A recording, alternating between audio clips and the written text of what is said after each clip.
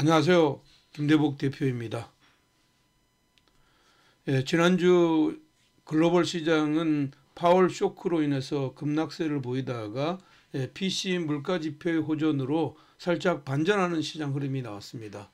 하지만 지금 국내 시장은 주간 단위로도 3% 이하의 하락세를 보여서 주간 단위로 보면 글로벌 시장에서도 가장 많이 빠졌고 또 연간 단위로 보더라도 가장 많이 빠진 이런 흐름이라서 이제 한 주하고 조금 이제 그 30일 날이니까 약 5일 남아 있는 거래일수에서 우리 시장이 얼마나 반전하느냐가 관건인 것 같습니다.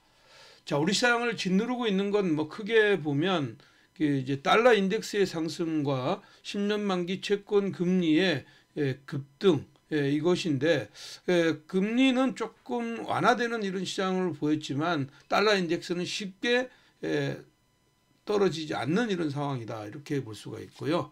이번 주에 있을 시장 흐름들을 보면 이제 23일 날에 기본적으로는 25일 날에 쉬고 그러니까 이틀 거래하고 하루 쉬었다가 또 다시 이틀 거래하는 이렇게 이제 그 흐름이 되기 때문에 어떻게 보면 트렌드적인 어떤 성향을 가져가기는 좀 어려운 이런 자리다 이렇게 보겠습니다. 자, 그러면 글로벌 시장의 움직임하고 이제 4주차에 공략해야 될 주도주를 한번 보도록 하겠습니다. 먼저 이제 주가의 시장 흐름들을 보면요. 지금 이제 글로벌 시장이 하락했고 우리 시장이 이제 3.6%로 가장 많이 빠졌습니다. 나스닥은 많이 빠졌다가 나스닥은 이렇게 회복을 했죠. 1.8%가 내렸고요. 거의 전 세계가 가격 조정을 보였다 이렇게 볼 수가 있겠고요. 이번 주에 시장의 주요 지표는 특별한 어떤 지표들은 없습니다. 그래서 이제 미국과 영국, 홍콩이 조기 폐장에 들어가고 그다음에 이제 성탄절이 있고 그리고 이제 우리나라는 시장은 26일 날이 배당 기준일이 되는 겁니다. 여기까지 가지고 있는 사람들이 배당을 받을 수가 있으니까 배당 투자는 26일까지 해야 되고요. 27일 날에 배당일 그리고 32일 날이 납회일이 되겠습니다.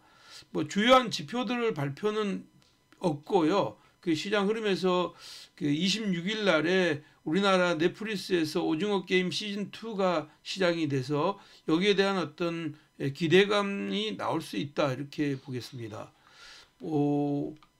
연간 단위로 보더라도 연간 단위로 보면 지금 현재 우리 국내 시장이 나스닥은 30%가 올랐는데 연간 단위로 22%가 내렸기 때문에 거의 53% 가까이 차이가 나는 이런 시장 흐름이라도 언제든지 기술적인 반등이 나와도 괜찮은 이런 자리입니다. 하지만 지금은 달러 인덱스가 여전히 약세이고 채권 금리가 여전히 4.4 이상이라면 지금 시장 흐름에서는 한국 시장으로의 자금 유입이 속도가 빠르게 들어오기는 아직까지는 어려운 이런 면들이 있다. 그렇게 보면 이번 주에도 제한적인 공격적인 대응보다는 지수보다는 종목 그리고 공격적인 것보다는 소극적인 대응을 하되 아예 집중하는 종목에 대해서는 공격적으로 할 필요가 있다. 이렇게 보겠습니다.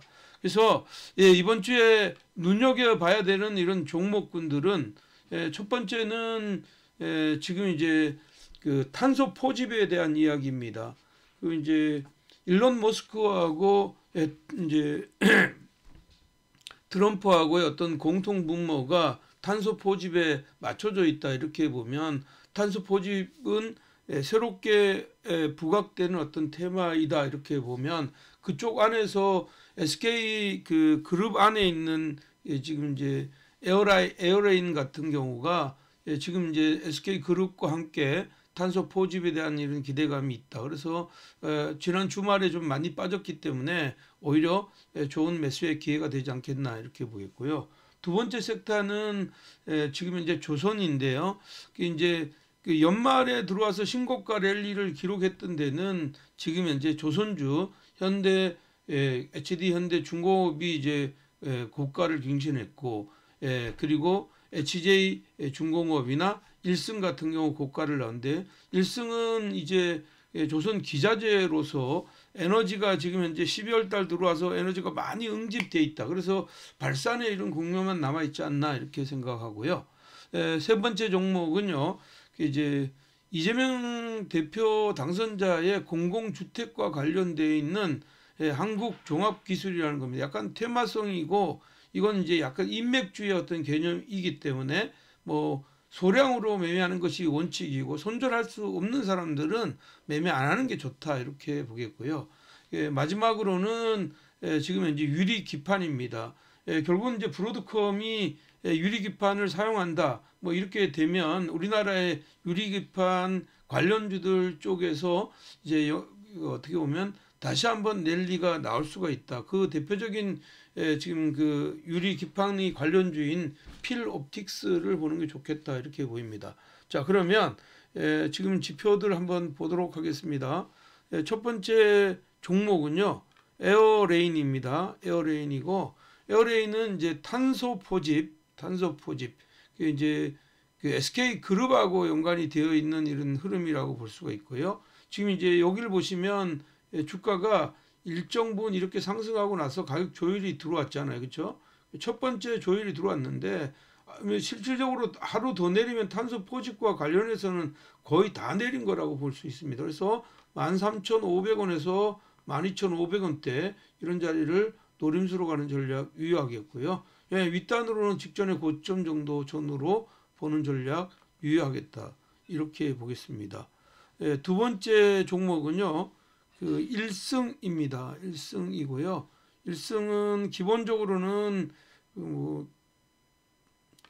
이제 조선 기자재 업체이고요. 이 조선 기자재 업체들 중에서도 이 회사 같은 경우는 이제 그 LNG 재기화기 설비 이쪽이 하고 스크루버 이런 쪽인데, 이제 조선이 이제 LNG 사업을 확장하면 이쪽에 영향을 충분히 받을 수 있는 건데, 최근에 주가가 흐름이 트렌드가 살아있죠. 이렇게 올라서 N자형으로 하락하고 다시 이렇게 고개 들었는데 볼륨이 터졌기 때문에 안쪽으로 들어오는 자리는 여전히 매수이다 이렇게 보입니다. 그래서 얘는 4,400원 이하에서 4,200원대 매매하고 지금 6,000원 전후까지 열어두는 전략 유효하겠다 이렇게 보겠습니다.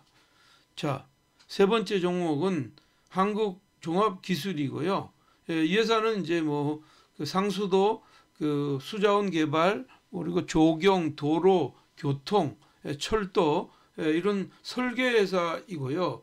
그 엔지니어링, 그러니까 환경과 플랜트 EPC 사업에 이제 포커스가 맞춰진 기업인데, 주가가 단기적으로 이렇게 상승했다가 가격 조율을 충분히 받았다고 봅니다. 그렇기 때문에 뭐 아래로 내려오는 자리는 5,700원대에서 5,400원대를 매수의 관점에 생각하고, 얘는 손절이 자신 없는 사람들은 할 필요가 없다 이렇게 보고요. 손절은 진입가의 한 7% 정도로 보고요.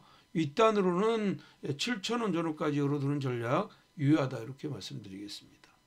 자, 마지막 종목은 그 필옵틱스입니다. 필옵틱스는 원래는 이제 인서의 회로기판 업체인데, 그 이제 그 플렉서블 OLED 공정 장비하고 유리기판 사업을 같이 겸비하고 있는 종목입니다. 뭐 최근에 주가가 이제 그 상승을 이렇게 하고 나서 가격 조율이 들어왔기 때문에 추가적으로 안쪽으로 들어오는 자리 18,000원대 전후에서는 좋은 매수의 기회로 활용하는 게 좋겠고, 이렇게 N자형 상승을 노리는 전략인데 윗단으로는 23,000원 전후까지 열어두는 전략 유효하다 이렇게 보겠습니다.